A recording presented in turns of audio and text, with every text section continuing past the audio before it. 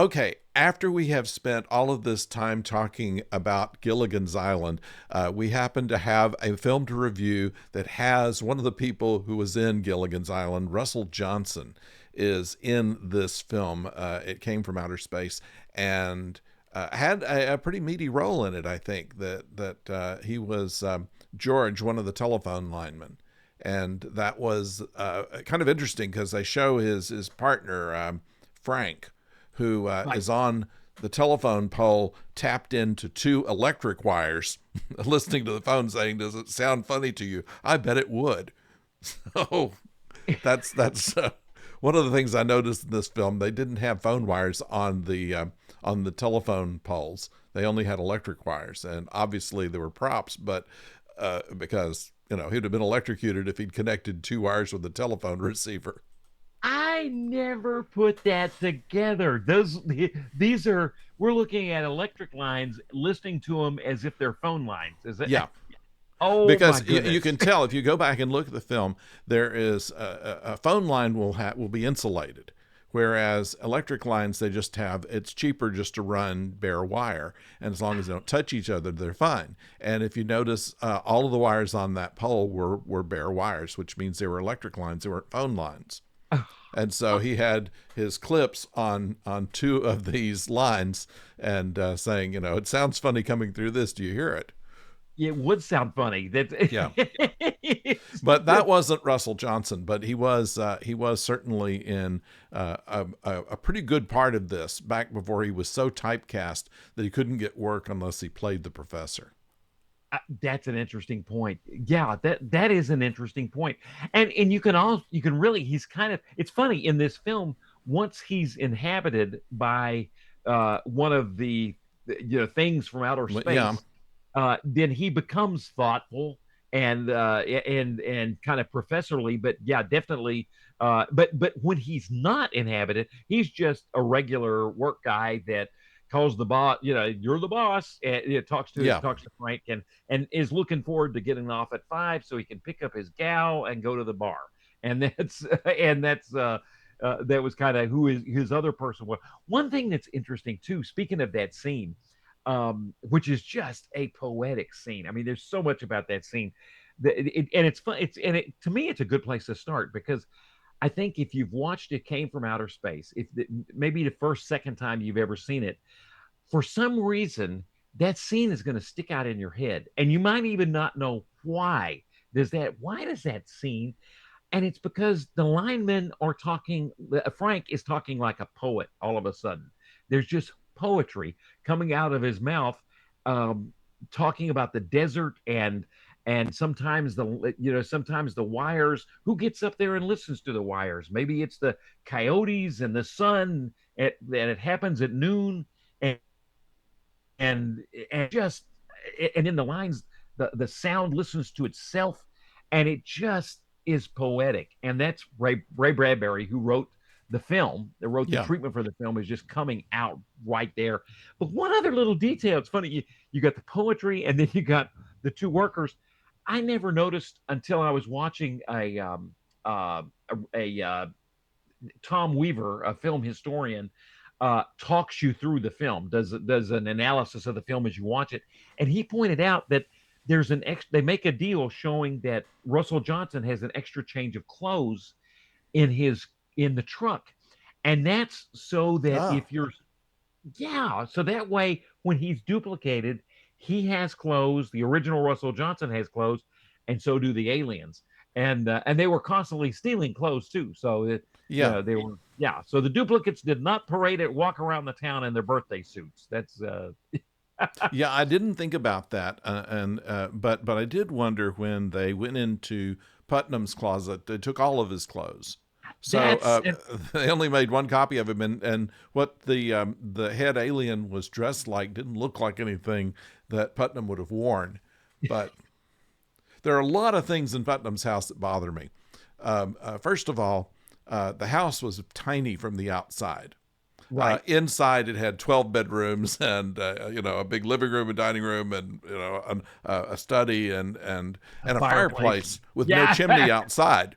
Now, that's a pretty good trick that you could do in the 50s, that you could have a wood burning fireplace inside, but not a chimney outside. So And I'm they're guessing that, that shot of the fireplace, I love the film. I know it's got flaws, oh, but sure. one of them is it's a technical thing. In looking through the fireplace, the cut after that is just about a jump cut. 'Cause, one film rule is you need to move the camera around at least 30 degrees between edits, between Right, shots. right. We'll have say if we were together in your study sitting beside each other, that would be a two shot of us. And if You we see that a wanted to lot get on you see that a lot on YouTube where they're just jump cuts, and that's become exactly kind of a stylistic thing. But right, generally speaking, yeah, you have to take another camera angle or reaction shot or something like that, right? exactly, that's a very different camera angle. Move it at least 30 degrees off axis or a close up, like you said, and they Yeah. didn't do that with in proximity to that fireplace. And I've always figured that they just kind of it's a big 3D movie, and they didn't overuse 3D, but I bet that fire in that early scene was meant to look It like it's probably was. It probably was. They said that all of the aliens' point of view was 3D in this as well. This was the first film that Universal made that was 3D. It became wow. kind of this was the early 50s to 53 when this film came out. So this was the beginning of a tendency to do a lot of 3D stuff. And Right. the version of the film that I saw was colorized, but you could see where they were doing the 3D effects actually more than you would have if you looked at the black and white, because a lot of things looked out of focus and things like that. And of course, you can always see a 3D movie when it's not in 3D, where things start coming directly at the camera. You know that Right. that's a 3D film generally. And they did not overuse it too No, badly as far as an early the rocks coming at you would have been astounding in a movie theater yeah, when the explosions in a couple of yeah, places, the ship coming straight at you as it's crash landing, things like that it was pretty interesting.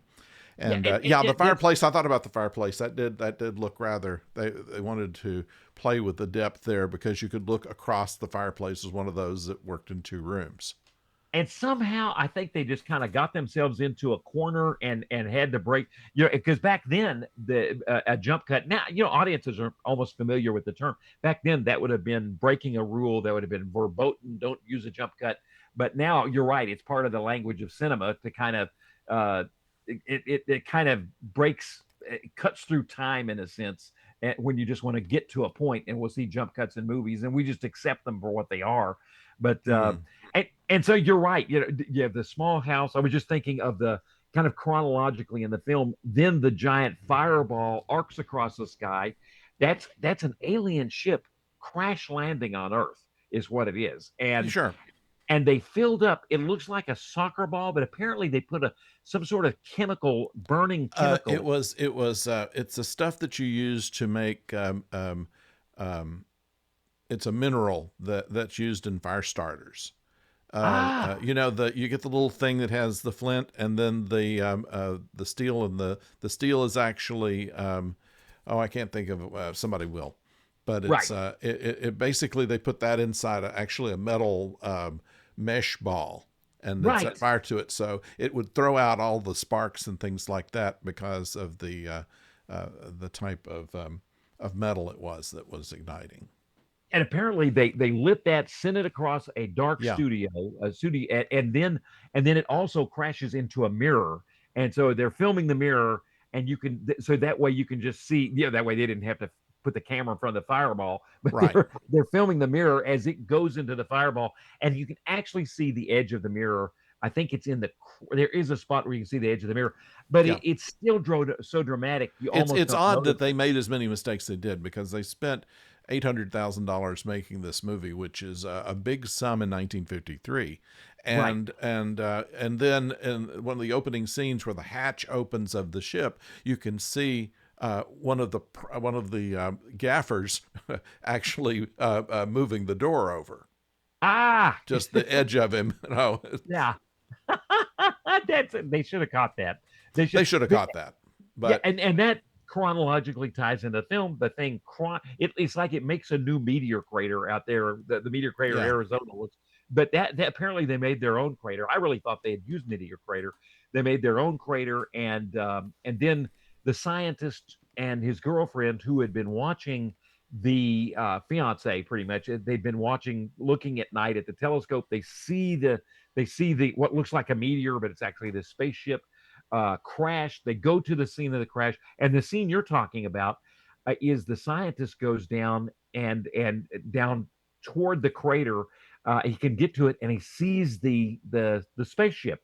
It kind of looks like a giant soccer ball, but to Yeah, me, it it does. works. And Yeah, I think so. and I always another movie principle that is matching action, where when you got the action when the action in one shot is then connected to the action in the next shot, our minds will not go, oh, that's two shots, and I'm confused because it's two shots. Instead, we'll follow that action, and they do this in the perfect place.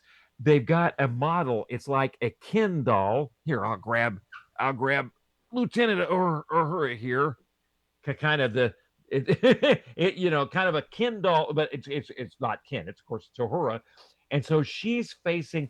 So and then she's actually about this size, and the soccer ball, the ship is in the background, and he has gone inside the ship. And then he's working his way back out of the ship. Oh, you got a good one too there, Yeah, Professor I B. see your where I raise you a Spock. So, Oh ho, well, uh-oh. to get the command crew. All right. Okay, you have me beat. So he goes into the spacecraft. He's seen, and then whatever it is starts to come out. He backs out. The door starts to close. Now this is a door. It looks like I'm thinking, man, they spent a lot on this movie because this Yeah. ship is huge. He's this big, and the door closes, but it's just a model. It's only a model, and Yeah. and so as they use matching action from this shot to the close up of the door to an actual door that they built on set, a regular sized door, a close up where it'd be close up like right here of the door closing. They cut those two shots together with matching action. It totally works.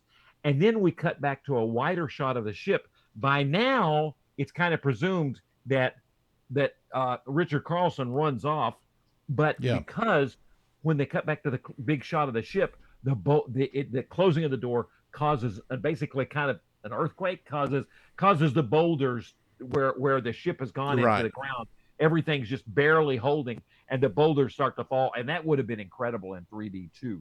And Yeah. and Yeah. that gets us into the plot of the movie because now I mean Richard Carlson, John John Putnam is the character. Yeah. are a strike right. His character goes to the top, to the surface, and like the X Files, like Mulder, haha. And I've actually got. Oh, you've Oh got no, Mulder I've got too. I've got a Scully. So this would be the opposite. Scully Okay, never I've believes. got Mulder, but I can't. You got Mulder, I can't reach him right now. but he's kind of like Mulder. He's the only one that saw it, and nobody else. His girlfriend wants to believe him, but nobody else saw the ship, and the ship is so buried they're not going to dig it out.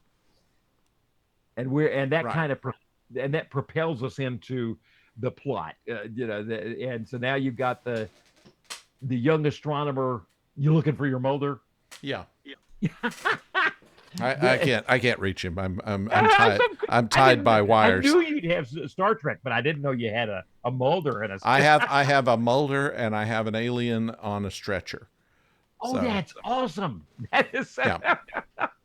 I would love some. It came from outer space figures. yeah. The- Well, what's kind of interesting was that they used this ship not only in this film but in a couple of others that they made subsequently because the effect was so good. And Oh, they interesting. also, yeah, interesting. Also, they created two alien designs. One that they Oh, used yes. for this, and the other one they kept and used for this island Earth. Right. Glob 1 and Glob 2. Glob They 2, call yeah. And Glob 2 was used for this line. And apparently Bradbury was, he writes this beautiful poetic script. I mean, the lines with where And they the say most of the script, although they give it credit to someone else that I have a name here. Hang on a second, but Harry Essex, right, they ESSEX, give him credit for this, but he changed very little very little. of what Bradbury wrote. And And generally speaking, other than the fact that they tend to speechify a little bit, I thought it was pretty good. yeah, in some respects, Harry Essex. Now, where he goes wrong is saying that his story is that Bradbury gave him three badly written pages, and come on, Bradbury's not going to give you three No, badly written pages at all, and the but all the producers like William Allen, the people that are behind, they say no. Ray Bradbury gave us a 111-page treatment detailing shots. It just wasn't your classic script. It wasn't the right format. he But actually gave three different treatments, and everything was they took one of them, and so that was right. They took one of them. Yeah, and the one thing Harry Essex might have done in typing it up, he got rid of some superfluous dialogue. I mean, he left. Thank sure. God he left some poetry in there. He got rid of some other good dialogue too. But he still got it's still at the end of the day the script still worked. One thing that was interesting that I did just learn is Bradbury felt that the aliens, instead of making replicants, he felt that they had the ability to hypnotize people so that they could kind of project what they wanted you to see. So Yeah. they would look like Obviously, us. that didn't work in the film because they had to steal clothes. If they could do the Yeah, image, they they wouldn't have to steal clothes. But they got rid of that idea. still, Yeah, still not a bad idea when you think about it. And the other thing that really strikes me about this, and I think one of the best things about this film, is that the aliens were not malevolent, but they weren't particularly good folks either. They were exactly. just there to fix their ship, and they couldn't care less of what was going on Earth or who was going on Earth. They That's did it. the change so that they would not be detected while they were trying to get parts for their ship and get it fixed. That's unusual, especially in this time period where everything from outer space was either a monster or someone trying to save the Earth. Right. These people didn't care one way or the other. You can die, you can live. That's not our problem. We have another planet to go to.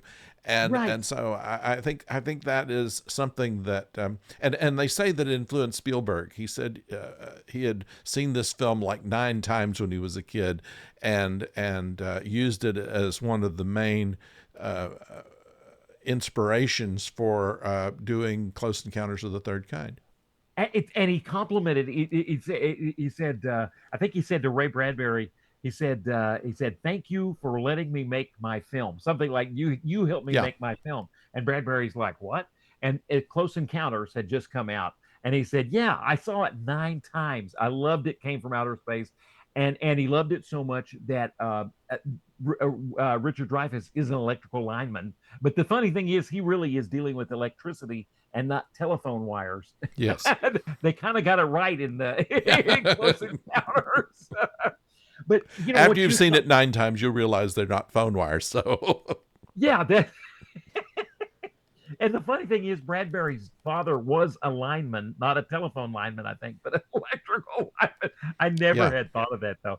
This and what you just described is I picked that up from it's from this is a McFarlane book by Bill Warren, yeah, and it's called Keep Watching the Skies. And Bill Warren, I mean, he got me into. I'd always loved science fiction, but he lovingly went back and all these films he'd seen from the 50s and early 60s because he was a science fiction nut, went to the movies all the time and loved these films, and always felt it was just it was a place where he could just feel uh intellectually stimulated, comforted, going to a movie, science fiction film.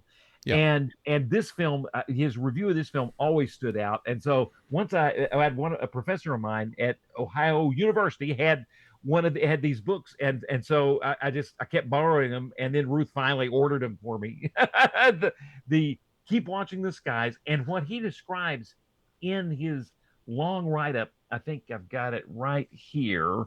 Well, he describes exactly what you described. I'll just paraphrase it because he describes, he says that just what you said. This is one of the only, even to this day, films about aliens where they're neither bad nor good. Their ship, there's a malfunction on their ship. They crash landed. They're just looking for parts. They don't want to. They view this as a pretty much backward, desolate place. The last thing they want to do is take it over. They just want to leave, and so they're not bad or good. And the other thing is they all are individual. They're all individuals. Yeah. Even amongst the aliens, like the leader seems to be the kindest. He's the one that looks like Richard Carlson, John Putnam, and he Yeah. said, we don't want to hurt you, the least of all. We know you have minds and bodies and souls. We don't want to. We're just borrowing your bodies so we can quietly go into town and get parts to repair our ship. It's all temporary.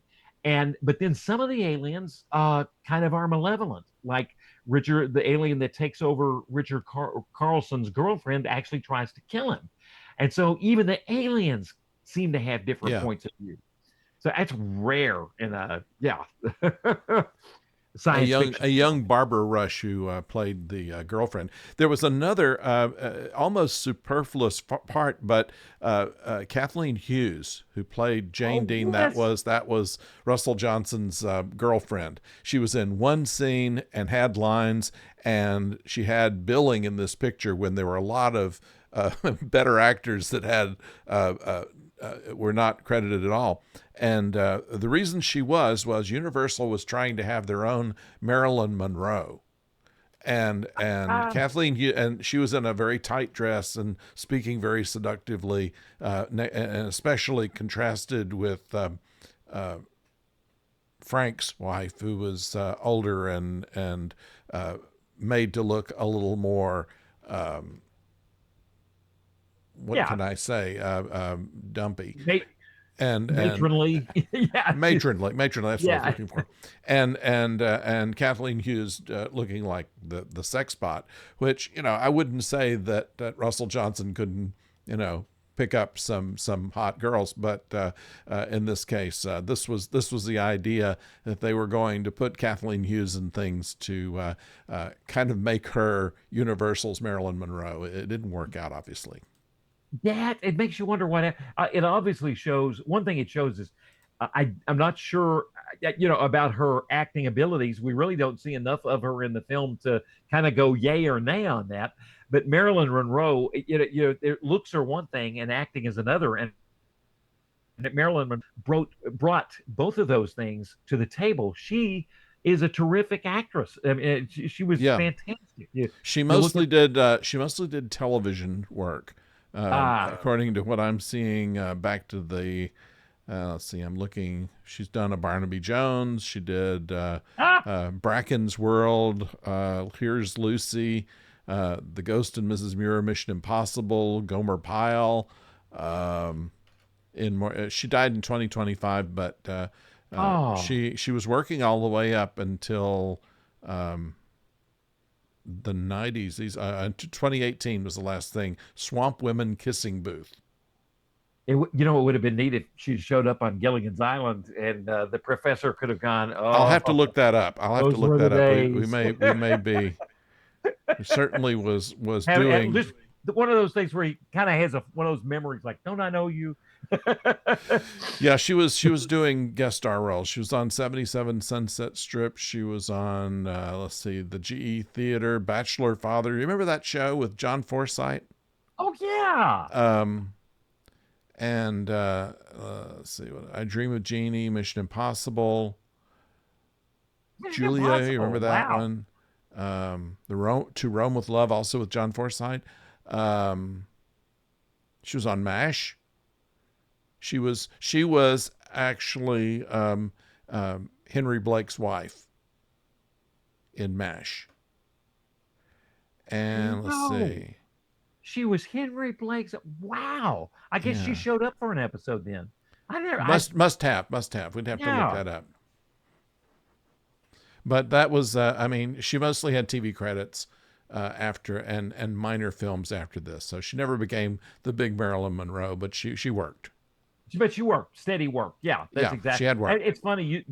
The director who's so good too, Jack Arnold, and so famous for his. I mean, he so many iconic things about this film that set the table for future films.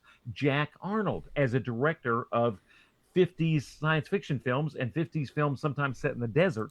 I mean, this is the first one. It gets the idea going that the desert is a perfect place for some of these films where it's kind of an unformed place where anything can happen. Yeah, Giant ants can come out of the can yeah, come from below, and then he also just a quality science fiction. He's a good yeah, director, yeah, good pacing. Not a lot of close up. I think this is probably Bill Warren describing some of his directing style, but or Tom Weaver, but not a lot of close ups. But when he uses a close up, it works. So he kind of holds back on them until it gives you an impact. The yeah. helicopter was a nice touch. You I know, kind of like that. It was actually a registered helicopter. It eventually was retired in Hawaii, and the registration went out. But that was an actual thing. I didn't realize you could have a convertible in a helicopter without certainly getting your hat blown off. But I don't know how helicopters work really. So apparently it was a real helicopter. It was rented for that purpose. Now the helicopter pilot was played by Dave Willock, and his right. voice was familiar to him. So I looked him up. He was the announcer voice in Wacky Races. You remember that cartoon with Dick Dastardly and Penelope Pitstop and Peter Perfect Oh and yeah, Penelope. Yeah, yeah, the yeah, Arkansas yeah. Chugabug and all those things. The announcer for that was Dave Willock, Wow. and he also has been a character actor. He's been in everything. As always plays the neighbor or the taxi driver or the guy behind the counter, the guy that was the soda jerk, any kind of thing in that era of movies he was in the 50s and 60s. Yeah, students always he brings a nice bit to the part, just Yeah, because a little characterization because he does not he when John Putnam is going to go down into the crater to see what's landed, then the helicopter pilot is not going to go at all. He says, I can't remember what he says. He's like he uses his own name. Dave's not going to go, and and it's just yeah, a nice little bit of one thing you mentioned. Before, if we leave it just in case, Bradbury himself had written about the theme, and it reminds me exactly what you said about the aliens. He ah, said, and this is my writing about 4 a.m., so I may struggle through it, but I was writing down from Tom Weaver's description of the film what Bradbury has said, and he said there is still there he's talking about the theme of the film. He mentioned strangers. We need to know that strangers are not necessarily bad. You judge men by his actions. What we tend to do. The garden lizard is not a T-Rex. He's trying to tell us, Bradbury's trying to tell us, don't overreact to things you don't understand. Bradbury says the picture is apolitical, but in our own time, we have been afraid of fear itself, referencing Roosevelt, yeah, and hated many things too well and too much. And that kind of thinking has has helped to destroy us. We tend to step on the spiders without understanding them. But it's taken us a long time to come around. Oh, he mentions we see things as black and white, or bad, or evil or good, instead of just seeing things for what they are. But it's taken us to a long time to come around, and maybe we're still on the way to discovering this, that gray is a color too. And I hope I didn't butcher that too badly, but I love what Bradbury had. Gray is a color too, to be yeah, able to, yeah, instead of seeing things just as polar opposites like we would have in the 50s, to see things with a more nuanced point of view. And certainly the townspeople and the posse were all, let's shoot something, was yeah, kind of the idea that they had there. and I find this interesting how many locations they used. They used like 4 different locations. They were all within driving distance of Universal Studios, but they still went out into the desert to do the crater. They went to various places in order to give more texture to the film, which is right. unusual for a sci-fi or horror picture at the time. And the only thing they actually did, I think, other than interiors on the Universal lot, was the sheriff's office. That was in Courthouse Square, which was used in Back to the Future. In fact, the sheriff's office was the diner that Marty goes into in Back to the Future. I did not. That is fantastic. Yeah, That is that's true. amazing. That is so cool. I would think that would be one of the last uses of that Universal backlot, but it's perfect for Back to the Future. I mean, that works. Yeah. Yeah, they've eventually But they just the real estate eventually became too valuable to put condos on, and so they sold that off. That was the last back lot that was there. I think Warner Brothers still has something, but and Universal has some small amount of stuff in their studio tour, but that big what they used to call the ranch, which was used by Universal, later by RKO, and then it moved around. But Andy Griffith was, of course, done there, which if across the street from the diner is where the courthouse was for the Andy Griffith show. The alley is where Superman used to change clothes, that kind of thing. oh, You know, oh, they that just alley painted is a great. desert background for it. That alley is a great scene where Yeah, so now we're getting into the more the meat part of the movie, and obviously just kind of if chronologically a little bit in the alley. This is the aliens have now they're now revealing themselves. Richard Carlson has deduced he's actually seen evidence that they somehow are replicating us, and then so he sees 2 men that he knows, the linemen that we talked about in the scene when they were before they were replicated, and the guy kind of and Frank kind of spouts some poetry.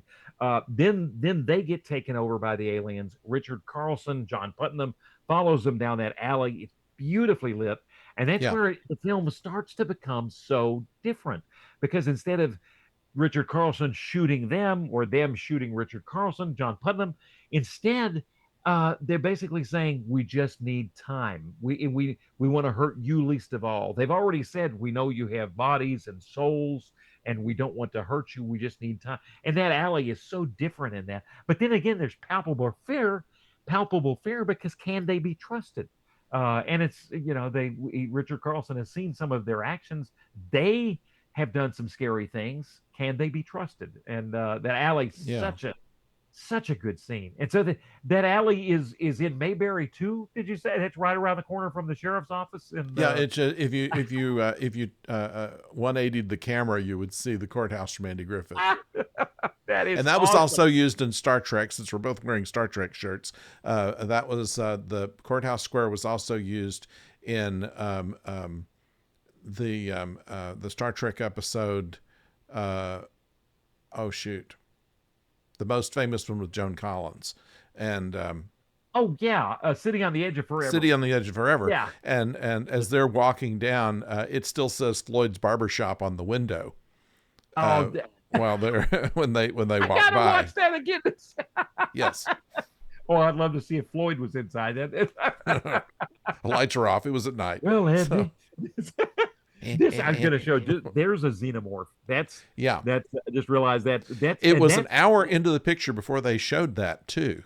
yeah, Blob A, and That's so pretty many good. That's people. another thing. That's another thing. Usually, they got to get the monsters out quick in most of these Right. B-rated movies. I don't think this was really much of a B movie when you come to think about it. I mean, they had When you some think about mistakes it, which would do it, but yeah, they were careful to make you wonder what this thing looks like. And I mean, they even have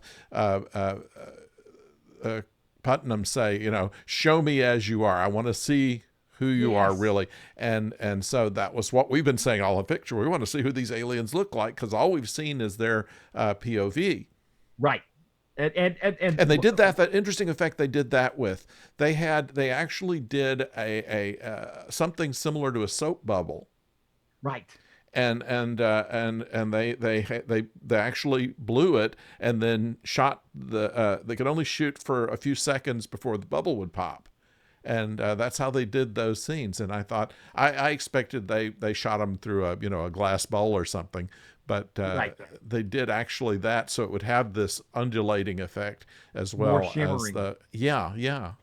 Yeah, oh, because it is a shimmering effect. One one reviewer, I think it was Tom Reaver, mentioned, he said, though, when you think about it, here we're seeing the film in 3D, but the aliens with their one eye, he was Shouldn't speculating be.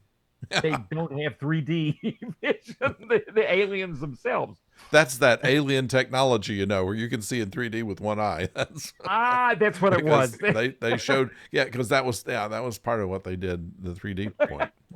Oh, that totally makes sense. That's the but and yeah, Ray Bradbury did not want him to. He said, I think we see the aliens for a total of about 20 seconds, and Ray Bradbury and Jack Arnold, all of them argued, do not show the alien. They shot the film basically without showing the alien, and at the last minute, Universal said we've got to do screen tests between these two blobs, and one, like you mentioned, that was used in This Island Earth.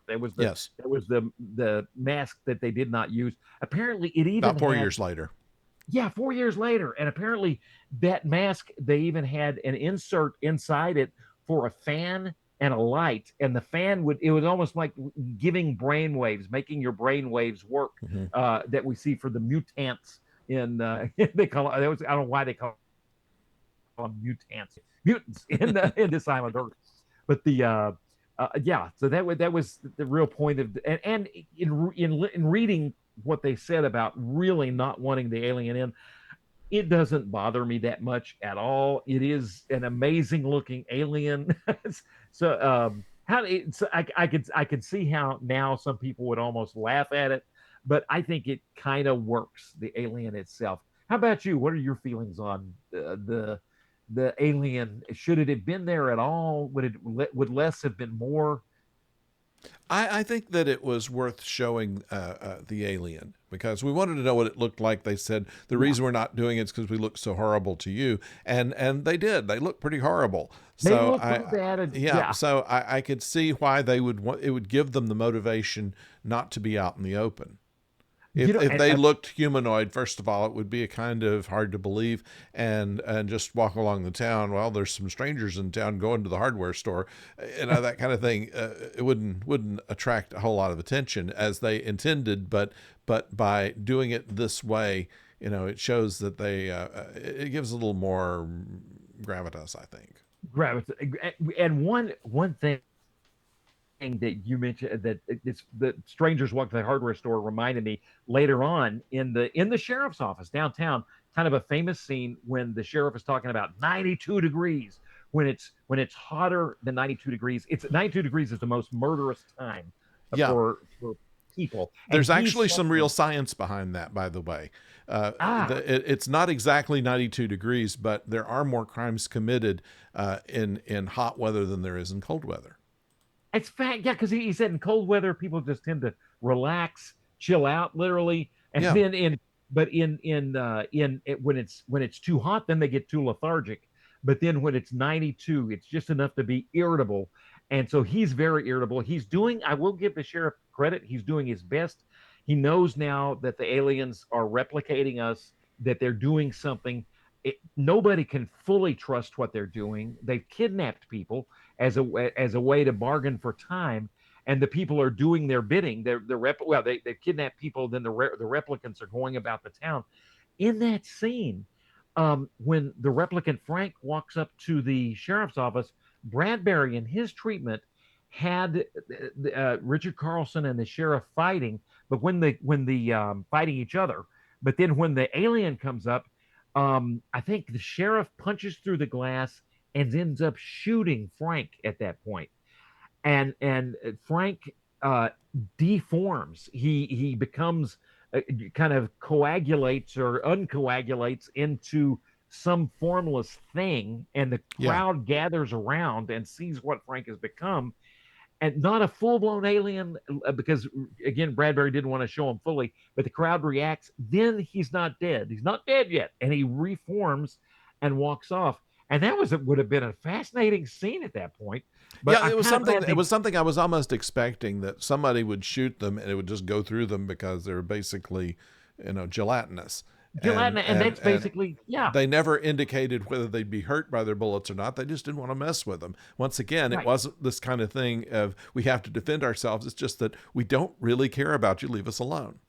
Leave us alone. But Yeah, if they're the most interesting aliens in almost any um, science fiction, they do speak with a certain amount of maturity at the end of the film when they say this is not the right time for us to get together. Maybe if you'd have landed on our planet, things would have been different. But we accidentally landed on this little ball of primitive Earth, and you yeah. people no, no, and so maybe when, and of course Richard Carlson has an incredible line at the end of the film. Maybe on another night, another star-filled night like this, we'll have a chance to meet them again. I'm paraphrasing, but it's a wonderful line at Yeah, the end. he speaks in a certain stylized prose, but since he's a writer, maybe that's just the way he talks, and maybe that's the reason they wanted to make his character that way. It's a possibility. At least we can put that in our head canon. Something That's else. a good We point. were talking about 92 Degrees. That was also mentioned in a Ray Bradbury short story, "Touched by Fire," from his Oh, collection called October Country, and he mentions 92 Degrees at that point. I don't know what the that's detail fascinating. is on that, but it's kind of interesting. Yeah. Oh, his short stories are so good. This was prime Bradbury when he was his writing was just he had done the Martian Chronicles. He did Yeah, this. It's amazing that he never released this as its own. I mean, obviously he's got parts of it in, and some of the yeah, themes come out in his other work, but just to have his own book, to write this as a book would be terrific. it would Some be. sort of Yeah, a novel. Yeah. But that's interesting. One thing that, and I know we're kind of jumping around like we do. One like we thing I was do. going to ask about you about is I didn't realize that for the 3D process, the original 3D process, that it actually used two projectors that were interlocked, and at two projectors interlocked together at the screen, and I guess they're just offset enough to create that 3D effect with us wearing glasses. Um, they did several different kind of things that most theaters couldn't do two projectors, Right, but exactly. what they did was that they filmed one with a red filter and one with a blue filter from Right. pairs of cameras. And then if you wore the glasses, then one eye would see more of what the left camera was shooting, and the other eye would see what the right camera was shooting, and therefore you have the 3D effect. And Right. that's why they had to have the different color glasses. Later, they did it with polarization, and it made all the films very dark, and that didn't work so well either. And then they Is that the figured reason? out a Yeah. way how a person who can't see through both eyes at the same time sees 3D, and it's by gradually vibrating, basically, where you change uh, in milliseconds one camera to the other to create that effect. That was later on, but in this case, they just had. Ah, But if you look at the black and white prints of some of these, some of the faster ones, you can see where the filters would have been, and it makes it look like it's out of focus. But what you're seeing are two pictures that are maybe a tiny bit off from each other. that's a fascinating point. And you're right. The process was so difficult, they tended to stay away from optical effects and stick with practical effects on these films, Yes. because the optical effects would have been, doubly complicated, or more than that even, by the time you're shooting. Like you're right with the cameras with the different filters, and yeah, that makes sense. But even so, I think they did maybe use some optical effects. I'm thinking of when they definitely use rear projection a lot. Some of the rear projection does not work. That's the when Frank, when the replicant of Frank is on the highway, and Barbara Rush drives her car up to Frank. Frank is a giant Frank at Yeah, that yeah, he is. I, point. I kind of wondered if that was the case. Yeah, and then he gets in Barbara Rush's car, and what's interesting at that point, uh, Bradbury had it where Barbara Rush sees his, or the aliens actually have arms. You can see them once in a while that when they look like Right. clouds with a little bit of material form to them. When they grab the miners, you can see the arms on the aliens and an Well, arm. Barbara, when they first showed the alien Frank, his hand was kind of ghostly at first. right, that's right. And Bradbury had written it where not only it was the way, of course, it's Bradbury and poetry. He says that I'm paraphrasing, but Barbara Rush sees his arm, and it's a smoky, gelatinous substance, shimmering as if soap bubbles have been placed on the arm, and something like a jellyfish. And Bill Warren said, how do you film that? Yeah. And so they simplified it a bit, but that was the way she was seeing his arm transforming, and then she looks up and sees he's been transformed in her car, and she screams at one of many times that she screams in the film. What Yeah. did you think? There's a little bit of controversy about this. Is a scene that Harry Essex added, was the scene with the kid at the door, knock at the door. Yeah. And she screamed at him, and, It, and I would have expected the kid to have more of a reaction there, going, yeah, geez, I just came to deliver a message. yeah, yeah. just happen to be wearing my cool spacesuit, ma'am. Yeah, Yeah. that's a good point. Maybe that would have made that a little bit better. Yeah. That have you got a favorite scene in the film that kind of speaks to Um, you? hmm. Well, really, at the mine shaft where he's saying, "Show me who you are," I think Oh, that had a lot of power to it, and yeah, and it for once it got to, they've always had these films where you have the one person who's seen it and nobody believes him. That was right, in The Invaders. That was David Vincent. It was the in what was it, Run for Your Life, where David Jansen's wife is murdered and he's the only one that knows who did it and nobody believes him. And the there are many things where nobody believes the protagonist because he's the only one that gets to see them. And in this right. case, the protagonist doesn't even get to see them himself, and he's saying, "At least let me see you, so I know I'm not crazy." Right. That's a good point. That's a good point. And what the alien says at that point, what the xenomorph says, is really carries some weight. He's talking about it, had you seen us in a different situation, and it even says you guys are as ugly to us as we are to Yeah, you. if you'd come to our planet, we wouldn't have had any trouble. Exactly. Yeah, we're a little more mature, maybe not perfect. That's one thing that Tom Weaver kind of goes off on, is he feels that the sheriff is more right than Putnam. He feels like these Yeah, aliens cannot be trusted. And on what basis are you trusting these aliens? I mean, here they've kidnapped 8 people. And yet the funny thing is, to me, they differ. And Tom Weaver even apologizes. He says, "I don't want to be xenophobic. I don't want to sound about the aliens, but he's got a point. But to me, back to your point about how the aliens are differentiated from each other, when you see very shortly after the scene you described, we go to the split the spleens where we see the split screens photography, and we yeah, see the real people and their duplicates on both sides, and it's hard to shoot. That would have been hard to shoot in 3D. I can't imagine how that's yeah, working.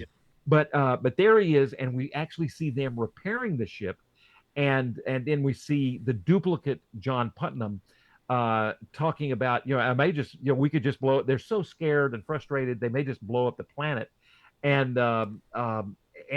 Richard Carlson says, no, don't do this. You don't want to die on this little lonely outpost of a rock in space. You want to get back to your home. And he convinces the aliens that he's going to buy them more time and they can leave. I like that scene too. And yeah, it yeah. really That was a kind of good scene. differentiates. And to me, that really also shows how different each one of these aliens are from each other. There's another scene when the alien gets in the car with Barbara Rush, when Frank gets in the car with Barbara Rush in the scene we were just talking about, lines that Bradbury had that were cut. The alien basically, he's almost crying and says, I just want to go home. I just want to see my home again. Yeah. and that would have kind of given that particular alien his own personality a little bit more. Hmm. But yeah, it's still comes across. But those lines would have been good lines to keep, maybe. Yeah, but of course, all of the all of them were practically about half of them were uncredited actors, so they couldn't get too many lines, I suppose. Although it seems that their helicopter pilot got more lines than some of the credited people did. That's a good point. And then of course, yeah, it's so funny. The Marilyn Monroe lookalike. Speaking of getting The a only thing lot of that got credit me for the. was why the sheriff didn't lock up Putnam to begin with, because he'd done a number of things that I mean, at first he was just being petty, saying, "Well, you're violating the law because she's a school teacher. And she's supposed to be teaching school. She's playing hooky from work." But in the real Right. point to where he's going in, pointing a gun at the sheriff and then taking a slug at him. I mean, I think one of the things they left out of this was that Carlson originally, Putnam, originally came from this town. They say in the movie he came from the big Right. city because he wanted to live in the small town, but the fact that he knew everybody in town so well seemed odd for a newcomer, and That's a being as familiar with everybody in town seemed odd for a newcomer. And I read somewhere that in the treatment he was supposed to have been from here originally, had gone to seek his fortune, and then came back. and maybe left because he really did not like the small town provincial thinking, and but somehow had found Possibly. his way back. That's a good and that's another thing Bill Warren points out is he sets the table. You're talking about Putnam. He sets the table for almost all of the, or so many, I'll say, of the scientists, professors, loners that we see in films through the 1950s, and all the way up. You mentioned the only he's a loner. He's a little bit of he's an intellectual. He's a little bit more sensitive. He sees things. He's there's not many people kind of other him. They he's not liked people, so they don't cast him out necessarily, but they view he's different. I mean, Yeah. from the beginning, they just kind of treat him that way. Oh, it's a weirdo scientist claiming to see a spaceship, and so, but that nonetheless is our hero, the one we follow, and so it kind of set the table for future scientists to come. Like you said, although and all the way, it reminds me, I hadn't thought about the invaders in forever, but it's kind of like the main he's that same, it could be John Putnam starring in the invaders. It feels like that same kind Yeah. of person that and even maybe all the way up to Mulder in the X Yeah. Oh, Files. certainly with Mulder. Yeah. Yeah, kind of Even his that. own Yeah, partner didn't spooky. believe him most of the time. Exactly. Strange. They even called him Spooky in the FBI, was his Yeah. nickname, Spooky Mulder. And Yeah. so, yeah, so many foundational things that Bradbury laid out in this film that we followed for years. They've just become key things, and not just tropes, but really important parts of these films.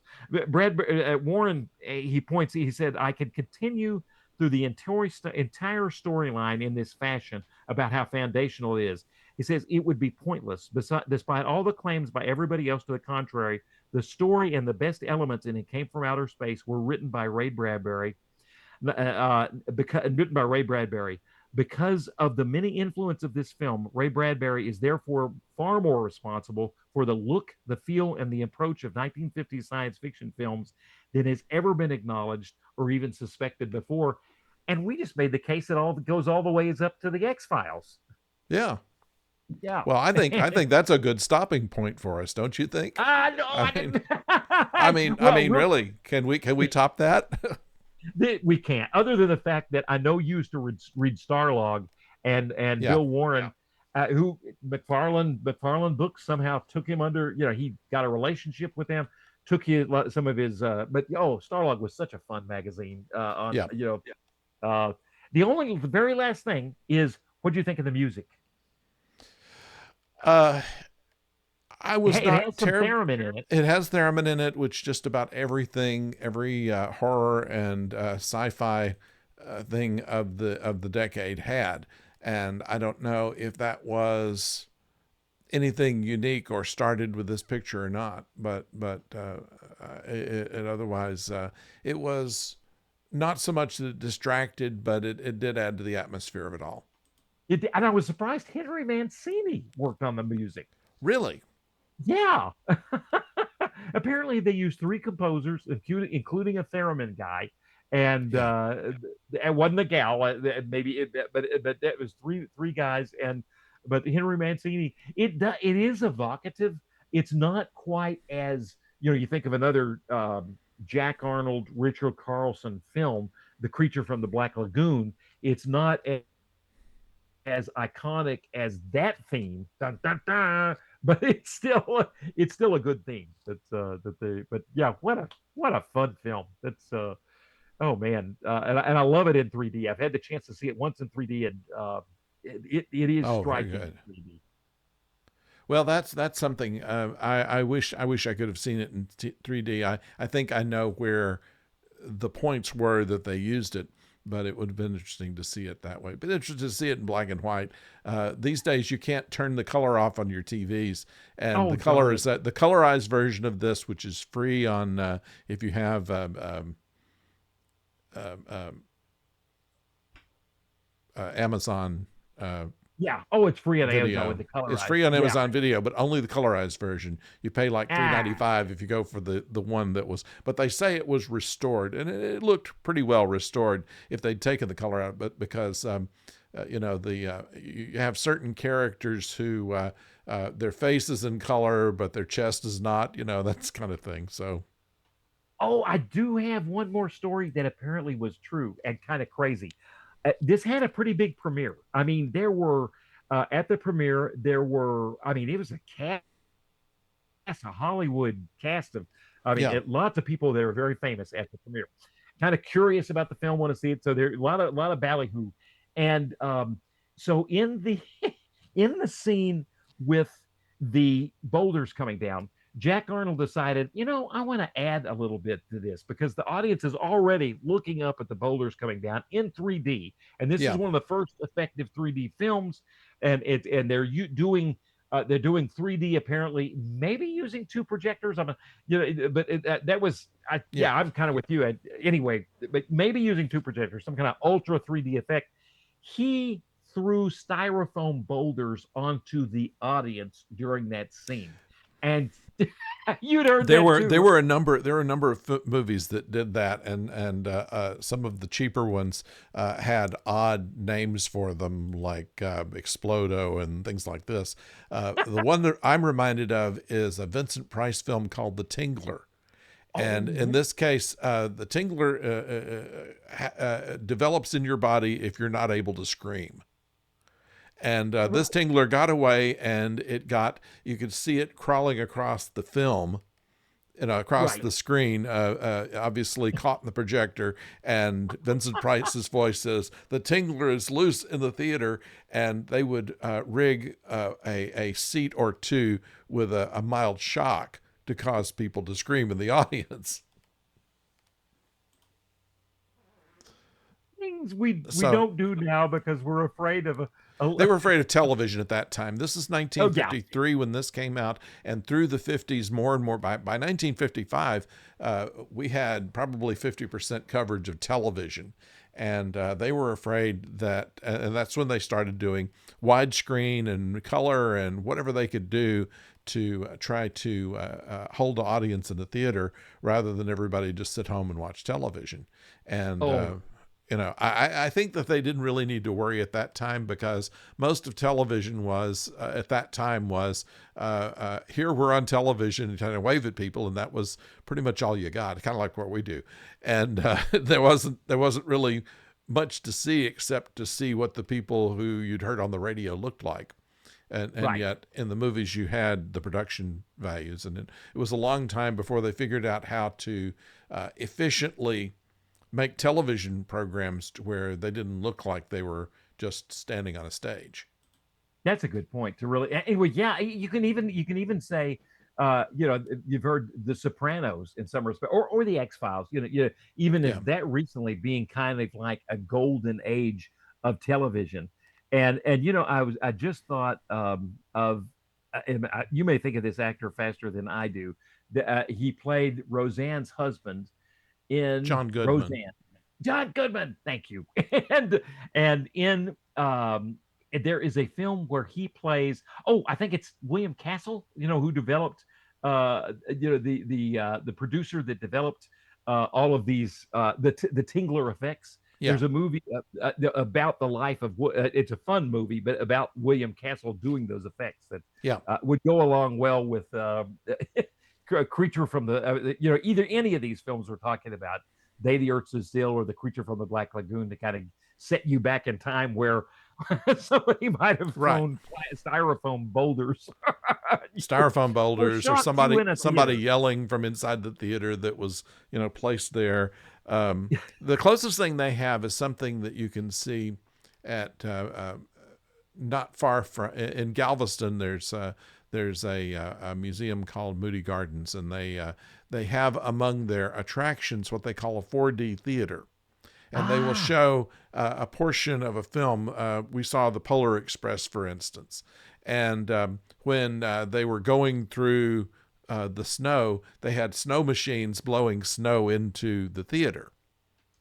Also, when something splashed, they had little water jets that can spray you a little bit and things like that. And they call that a 4D experience. And it's not far from some of the tricks they tried in the movie theaters in the 50s.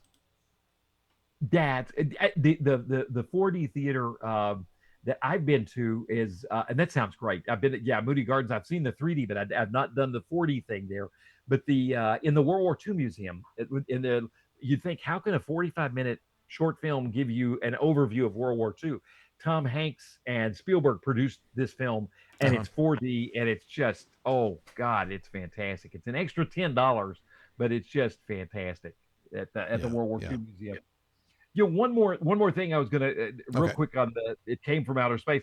There's an author, because in reading Bill Warren, the writer for Starlog, that McFarlane picked up. In reading him, you're kind of thinking, do other people get how important he is?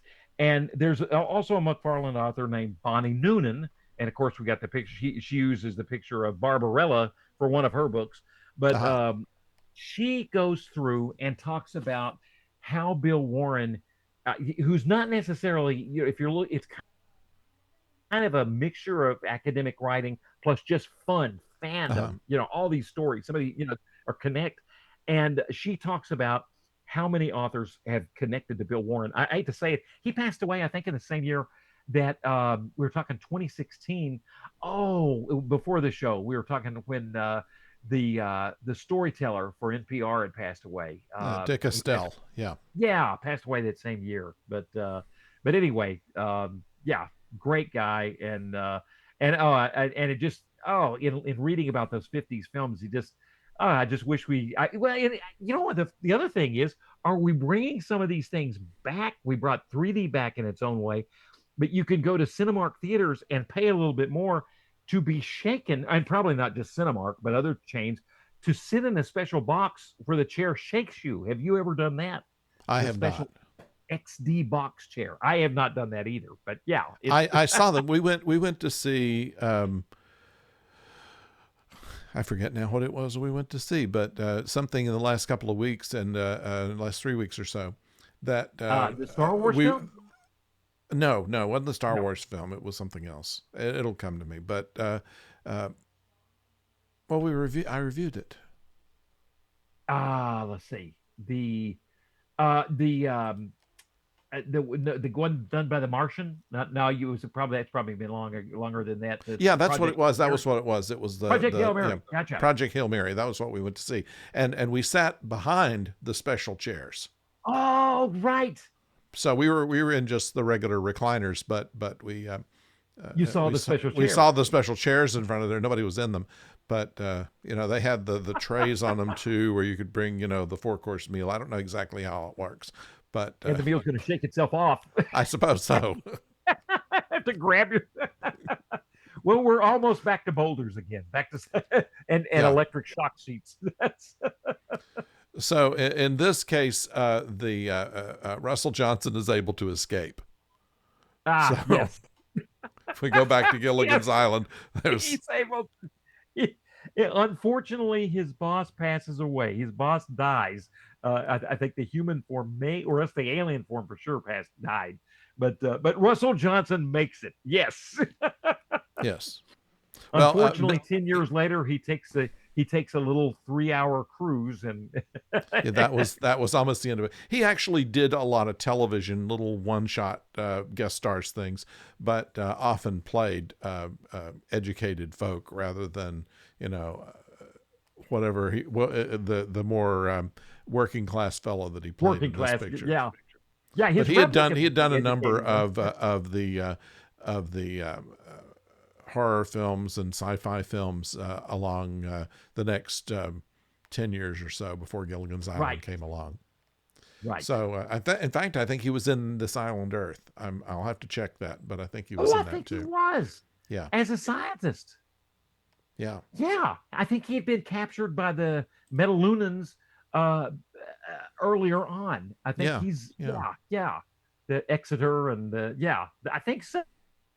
yeah. Oh, that's a good film. So It is yeah, a we'll fun. we'll put that on the long list, and we'll have to You figure got out it. what we're going to talk about next week. I think we'll go to something a little more a little younger than 70 years old to talk about next time. But Right. this was a much better film than the reviews had it at the time. Oh, It was oh, it turns out that it has a lot of influence on a lot of other films and television series that we've all done, not the least of which was oh. Gilligan's Island. I never even thought about the invaders and, Yeah, and, and Mrs. taking it B to said that their. we should provide a rating system now. That we should say where are we in a scale of 1 to 5 or something as to the quality of this film. I would give it probably 3 Gilligans. Wouldn't you? I was gonna say 4.5 Gilligans. I was 4.5, totally 4.5. yeah. I was channeling Gilligan. I could just see him pop up, although a half one, I'll go with the top half. I'll go of a Gilligan for instead of the bottom half of a Right. Gilligan. When we see the representations of the Gilligan. Yeah, we'd have to have the half Gilligans with the skipper choking him or something.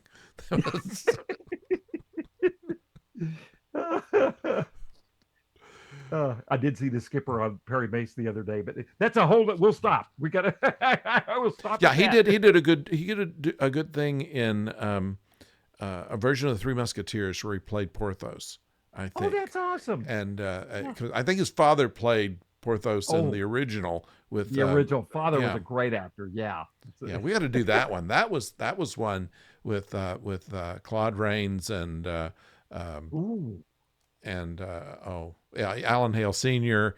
and I can't think of who played Robin Hood now. That was The Robert. You're talking yeah, Errol Flynn. Errol Flynn. Yes. Errol Flynn, right? How can we forget that? We'll put that on the long list too, We'll for put that on the sure. long list. Okay. But we'll let you know before long what we're going to be doing next week. But want to thank you for joining us. Don't forget to subscribe and don't go far.